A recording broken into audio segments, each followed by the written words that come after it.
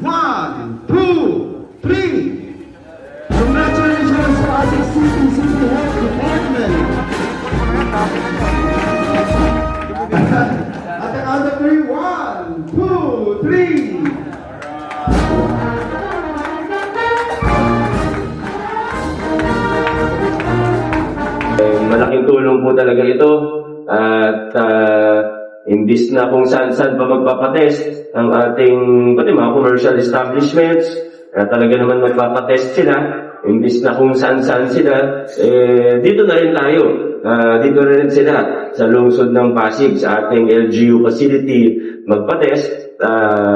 Requirement naman talaga siya.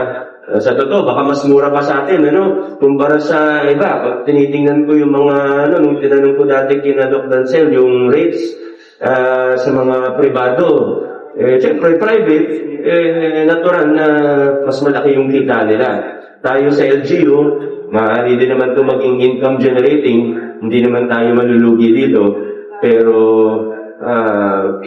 service na rin ito sa mga commercial establishments at iba pa na magpapatest sa atin, dagdag convenience na rin, bagamat technically wala na tayo sa Pasig, sa boundary naman, halos ganoon na rin naman, pag pwede mo na sabihin na Pasig pa rin, halos tatawid ka lang naman ng Sapa, at dyan lang naman ang Pasig. At higit pa sa masaya tayo dahil sa ating Food and Water Lab, masaya rin tayo dahil na ma-maximize natin ang ating espasyo. Alam niyo naman po, mula 2019, ang isa sa proyekto natin ay mag-land banking.